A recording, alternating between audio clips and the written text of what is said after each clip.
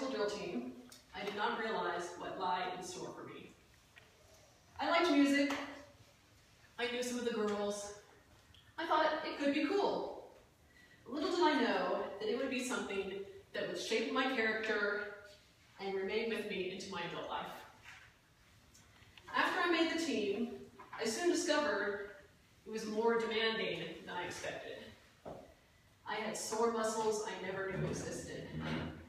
It was a rude awakening when summer practice began, the summer before school started.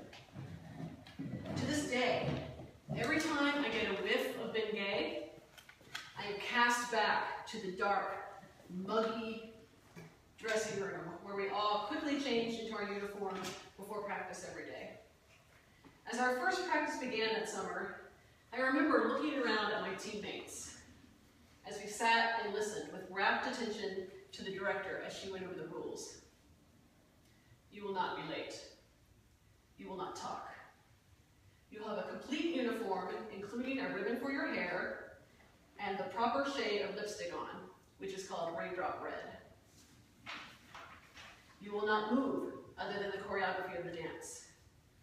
Before halftime, when you're standing on the sidelines, you stay in position with a smile glued on your face.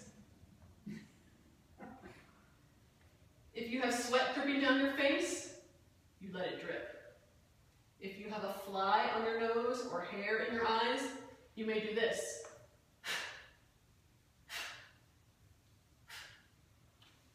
Our drill team director was really strict and never raised her voice, which made her even scarier.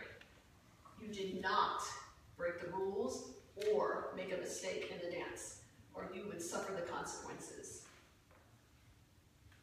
Erin Norman, in my office. For every rule broken, you received a demerit. For every demerit, you had to do 100 high kicks. That was not cool. I shaped up pretty fast. Then, after we learned about the rules at our first practice, it was time to learn our first dance. The kick warm-up. Yay! Or not yay. This was the most grueling torture I'd ever experienced in my life, and this song haunted me in my sleep.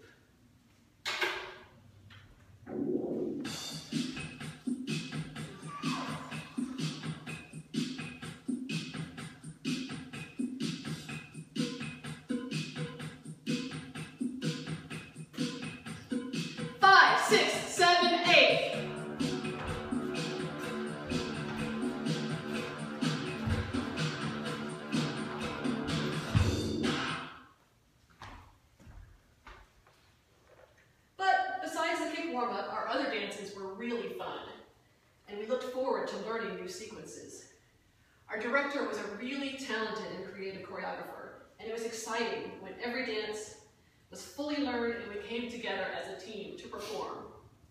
In addition to the individual moves, we also had a lot of formations that were so intricate, it wasn't until you saw the finished product that you understood what shapes the entire team of 75 girls were forming.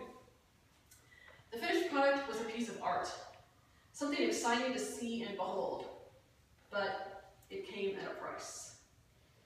We practiced for hours and hours, every day, to perfect the moves so we could perform with precision. Although we wore knee pads, we still ended up with bruises on various areas of our bodies. From practicing for hours on the hard tile floor of the cafeteria and outside on the concrete parking lot. We used every ounce of energy we had and pushed ourselves to the limit. We drilled the moves into our heads over and over until they almost seemed like part of us.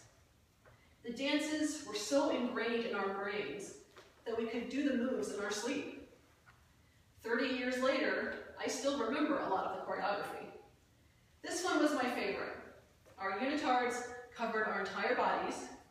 We had masks, and fire came out of our shoulders at the end.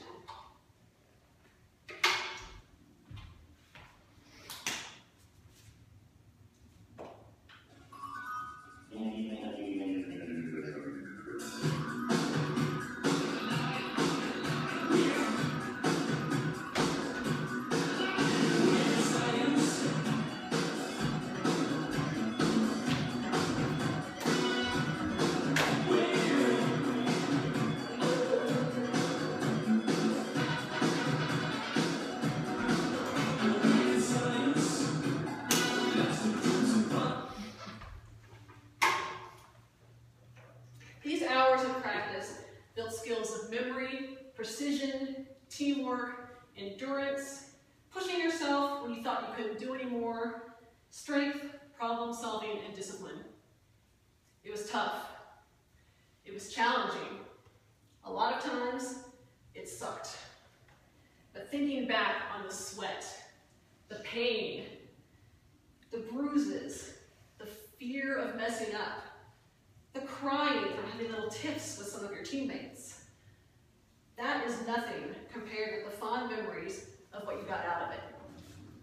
Strength of character, lifelong friendships with people who grew together, and the realization that you're glad it was hard. I've heard the saying recently, embrace the suck. I think it's supposed to mean make the best of things until you're out of a bad situation. But I say, embrace the suck when you're going through something that challenges you. Someday, 30 years later, you may miss it.